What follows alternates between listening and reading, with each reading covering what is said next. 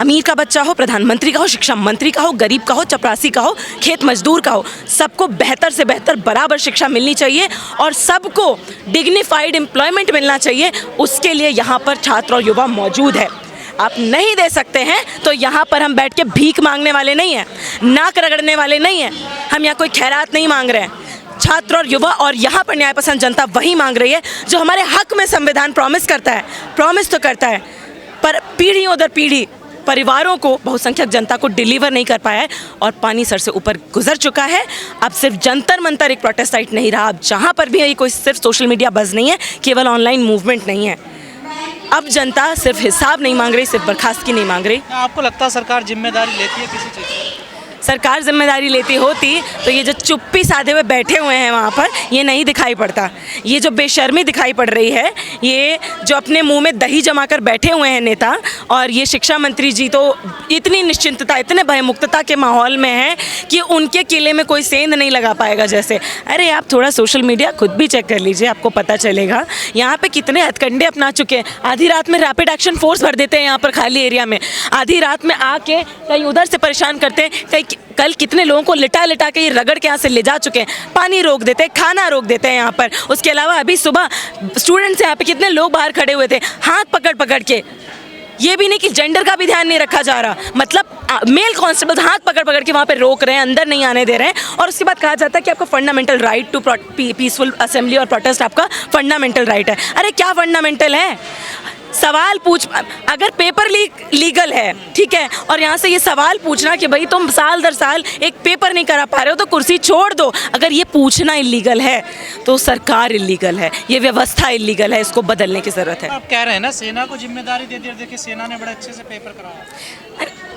सेना के ही बच्चों का पेपर का सेंटर अबू धाबी में डाला जा रहा है, प्रधानमंत्री जी के या शिक्षा मंत्री के बच्चे का सेंटर नहीं पढ़ रहा है अबू धाबी में। उसका पढ़ भी जाएगा, खैर उसको देने की ज़रूरत नहीं, उसको एग्ज़ाम दे, उनके बच्चों को कोई एग्ज़ाम देने की ज़रूरत नहीं, वो आराम से BCCI के चीफ बन जाएंगे, उनसे उनकी एलिजिबिलिटी नहीं पूछी जाएगी, उनसे उनकी काबिलियत नहीं पूछी जाएगी। यहाँ काबिलियत हो, आपके पास सब चीज़ें हों ठीक है, उसके बावजूद आपका कदम कदम पर कहीं मेरिट मांगी जाएगी, कहीं एग्जामिनेशन सेंटर पर आपके कपड़े भी उतरवा लेंगे ये पूछने के लिए कि आप लीगल है ना, आपने कुछ धांधली तो नहीं करी। और इन पे कौन सवाल पूछेगा? आज देश के युवा को, न्याय पसंद लोगों को समझने की ज़रूरत है कि घर में गाड़ी है, घर में यंत्र तंत्र हैं, इस्तेमाल नहीं करेंगे खराब हो जाएंगे, सड़ जाएंगे। अधिकार दिया है आपको, दिया नहीं गया है, लड़के जीता है इसी देश की जनता ने पूरे इतिहास में, उस अधिकार का इस्तेमाल नहीं करेंगे, सड़ जाएगा, छिन जाएगा। सरकार कदम कदम पर हर अधिकार छीन रही है। पर कोई भी आंदोलन होता है उसको देशद्रोही, देश विरोधी, पाकिस्तान सबसे जोड़ दिया जाता है। हाँ तो क्योंकि एक बात बताइए, अभी मैम यहाँ पर खड़े होकर 4 आदमी, अगर हर दिन हम देखते हैं कोई यहाँ पर जायज़ प्रदर्शन जो भी होता है उसमें कोई ना कोई भड़काने वाली एक टुकड़ी भेज देते हैं, वो कह देंगे उधर कबूतर है या फिर उधर कौवा कान काट के ले गया, तो आधी जनता मान भी लेगी कि कौवा कान काट के ले गया, छू कर नहीं देखेगी कि कान है सिर में लगा हुआ कि नहीं है। तो यही चीज़ आज गोदी मीडिया और सरकार हमारे साथ कर रही है। शिक्षा पे बात नहीं करनी है इनको, रोज़गार पे बात नहीं करनी है इनको बस यही कहना है कि अरे वो देखो पाकिस्तान ने क्या कर दिया, अरे वो देखो उसने क्या कर दिया। अरे यहाँ हमारे देश के सैनिक कहीं बाहर मारे जाते हैं, कुछ भी हो जाता है, नाविक मारे जाते हैं किसी वेसल पे, बाहर तो कुछ नहीं कर पाते। देश के अंदर जहां आप बड़े विश्व गुरु मत बनिए, यहाँ ही 56 इंच का जो आपका सीना है, कम से कम युवा परीक्षा पे चर्चा इतनी करते हैं, थोड़ी और कर लीजिए, थोड़ी सी परीक्षा पर चर्चा और कर लीजिए, अग्नि परीक्षा लेना बंद कीजिए। जो यहाँ से मांग रहे हैं, कोई आपसे आपकी हम सारी जायदाद नहीं मांगे ले रहे, ठीक है, अभी जो मांग रहे हैं नहीं देंगे तो ये युवा केवल इन्हीं मांगों पर रुकने वाला नहीं है। भारत विश्व गुरु बन सकता है? देखिए, शिक्षा के बारे में बहुत लोग बहुत कुछ कह चुके हैं और सब समझते हैं कि शिक्षा हासिल करके कुछ हो ना हो इतना हो जाता है कि पता चल जाता है कि हम किस चीज़ के लायक हैं और हम क्या क्या चीज़ें मांग सकते हैं, क्या क्या चीज़ें हमारा अधिकार है।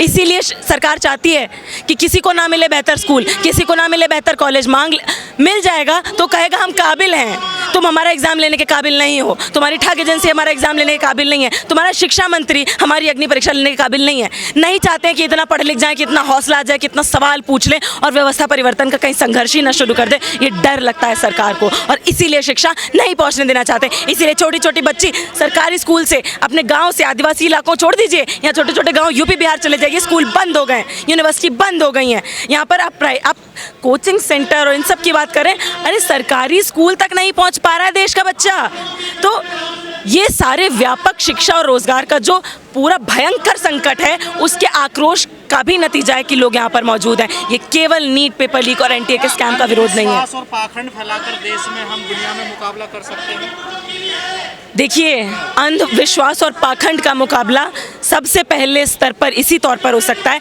कि जो सबसे ज़रूरी मुद्दे हैं, शिक्षा का मुद्दा, रोज़गार का मुद्दा, रोज़ी रोटी का मुद्दा, उस पर हम अपनी राजनीति और अपने राजनेताओं को लामबंद करें कि अपनी जिम्मेदारी, अपनी जवाबदेही सुनिश्चित करें। वरना वो तो कहते रहेंगे, जैसे अभी मैंने बताया कि कौवा आपका कान काट के ले गया है, कान नाक सब रहेगा, अधिकार जेब से और संविधान की किताब से, और आपके हक के दायरे में से कब बाहर निकल जाएगा नहीं पता लगेगा आपको। बहुत सारे हक हमारे हक के दायरे से निकल चुके हैं। शिक्षा का निजीकरण हो चुका है, बाजारीकरण हो चुका है। इससे पहले कि सब कुछ छिन जाए, अपनी आवाज़ उठा लीजिए। कल को ये आवाज़ भी बंद कर देंगे, कहेंगे मुंह पर भी टेप लगाकर बाहर निकलो। ठीक है, आवाज़ उठाइए, ज़मीनी स्तर पर मजबूत कीजिए इन आंदोलनों को। मोदी गवर्नमेंट की प्राथमिकता है शिक्षा, स्वास्थ्य के लिए, रोजगार के लिए, आपको लगता है? कोई प्राथमिकता नहीं है। प्राथमिकता किसी तरीके की होती तो देश की राजधानी में ही आप पास के स्कूलों में जाके देख लीजिए, टीचर नहीं है वहाँ पर, लैब नहीं है वहाँ पर, किताबें नहीं हैं। अरे छठी तक के बच्चे 4-4 महीने स्कूल जाते हैं, किताबें नहीं मिलती हैं उन्हें। तो बिना किताब के वो बच्चा क्या करने जाता है? मिड डे मील के बच्चे यहाँ पे आए हुए हैं, स्टेज पे बोल रहे हैं कि मिड डे मील में सिर्फ कीड़ा नहीं निकल रहा है। किसी भी देश में गरीबी और गैर बराबरी की भी एक सीमा होनी चाहिए। जिस देश में इतनी मतलब हद नीचे हद पार है कि बच्चे को स्कूल में जाकर, जी शिक्षा छोड़ दीजिए, पानी नहीं मिल रहा है, वॉशरूम नहीं मिल रहा है, एक तरफ परीक्षा चोरी हो जा रही है और दूसरे तरफ इतने बड़े हिस्से छात्रों के हिस्से की शिक्षा ही चोरी हो जा रही है। कौन सवाल उठाएगा? सवाल युवा उठाएगा, स्टूडेंट उठाएगा और इस देश का न्याय पसंद नागरिक उठाएगा। ये इंतज़ार मत करिए कि नहीं नौकरी हम अप्लाई कर, अरे आप टकटकी लगाए जो युवा बैठा है कि हम शिक्षा हासिल करेंगे, नौकरी के लिए अप्लाई करेंगे, नौकरी हासिल कर लेंगे, अपनी ज़िंदगी बेहतर कर लेंगे, उससे नहीं होने वाला है काम। आपको मिलकर एक साथ मांग करनी पड़ेगी, सरकार से दबाव बनाना पड़ेगा। ये मांग के देने वाली सरकार व्यवस्था नहीं रही।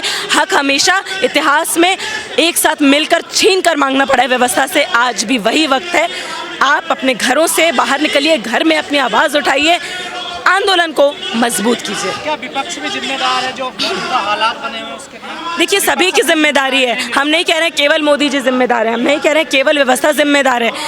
हम जब अपना हक मांगना बंद कर देंगे, सरकार तो चाहती ही है कि हम केवल मंदिर मस्जिद और बंटवारे भटकावे की राजनीति पर बात करते रहें, पर जनता की आंखें खुल चुकी हैं और ये सोशल मीडिया पर भी दिखाई पड़ रहा है। खुली है जनता की आंखें। देखिए, ये जनता नहीं है क्या? आप जनता नहीं है क्या? आप कवर करने आए हैं, हम बताने आए हैं, हम बोलने आए हैं। अभी एक पाखंडी बाबा आके कथा करने लग जाए, करोड़ों लोग जुट जाएंगे यहाँ पर। उस पाखंडी बाबा की आंखें इसी व्यवस्था ने बंद की हैं, जिस व्यवस्था को हमें बदलने की ज़रूरत है। बड़ी ही बेशर्मी के आलम में आज हम हैं।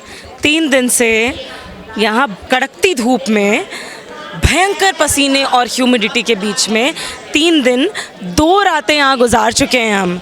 यहाँ का तारा, कीड़ा मकोड़ा, मच्छर सब गिन चुके हैं। 3 दिन देश का युवा सड़कों पर सो रहा है और सरकार के पास 3 मिनट नहीं है जवाब देने के लिए, सवाल सुनने के लिए, प्रॉब्लम सुनने के लिए। बड़ी बेशर्मी की बात है। सरकार की तरफ से कोई जवाब, कोई डेलीगेशन? देखिए, जवाब और डेलीगेशन और जवाब तलब ये उनकी तरफ से होगा जिनके अंदर कोई जिम्मेदारी का भाव होगा। हमारी सरकार, हमारे मोदी जी जिस हिसाब से चुप्पी साधे हुए हैं, जिम्मेदारी के भाव का जेड भी उनके जहन में नहीं है और उसी का नतीजा ये है कि देश का युवा जंतर मंतर से लेके देश के अलग अलग इलाकों में अपने घर में लड़ रहा है, सड़कों पर लड़ रहा है, वर्क प्लेस पर ठोकरें खा रहा है। कितने स्टूडेंट से मैं यहाँ मिल चुकी हूँ जो अपना एग्ज़ाम छोड़ के यहाँ पर आए हुए हैं और बहुत सारे वर्किंग प्रोफेशनल से मिल चुकी हूँ जो रिज़ाइन दे के यहाँ पर आए हुए हैं, इतनी ख़राब परिस्थितियों में नौकरी कर रहे हैं। पेपर लीक का मामला नहीं है सिर्फ, एनटीए का मामला नहीं है सिर्फ, स्कूल से बच्चे लीक हो रहे हैं, यूनिवर्सिटी से स्टूडेंट्स लीक हो रहे हैं, टीचर्स लीक हो रहे हैं, प्रोफेसर्स लीक हो रहे हैं। अरे देश का भविष्य लीक हुआ जा रहा है और आप पेपर लीक जैसी एक बेसिक चीज़ तक एड्रेस करने के लिए रेडी नहीं है। कब तक स्टूडेंट्स एडजस्ट करें? कब तक हौसला रखें? आप एक बात बताइए, 24-25 में किसी तरह मरहम पट्टी करके चला लिया काम, 26 में फिर पोल पट्टी खुल गई। अरे हम खुद एनटीए के एग्जाम देके परेशान हैं, अपने जूनियर्स को हौसला दे दे के हम कहाँ तक हौसला दें। 3-3 साल स्टूडेंट लोन कब तक ले, उसके पेरेंट्स कितने खेत बेच दें, इतने खेत हैं ही नहीं बेचने के लिए उनके पास। सीधे सीधे सरकार कह रही है जेब में पैसा है, प्राइवेट स्कूल जा सकते हो, कोचिंग अफोर्ड कर सकते हो, और साथ ही साथ पेपर खरीदने का भी तुम्हारे पास पैसा है, तब तो सपना देखो कि तुम्हारा बच्चा डॉक्टर बनेगा, इंजीनियर बनेगा, प्रोफेसर बनेगा, वरना चुपचाप सस्ते मजदूर बने रहो इसी व्यवस्था में।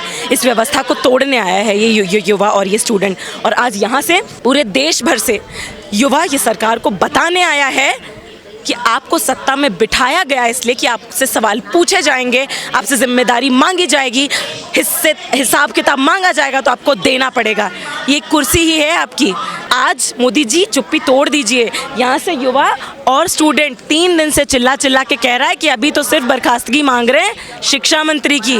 कल आपका इस्तीफा और आपका बर्खास्तगी मांगने अगर आ गए यहाँ से तो आपका पूरा मटिया मेट हो जाएगा जो आपने अभी तक पूरा सिस्टम बनाया हुआ है। समझ जाइए, संभल जाइए।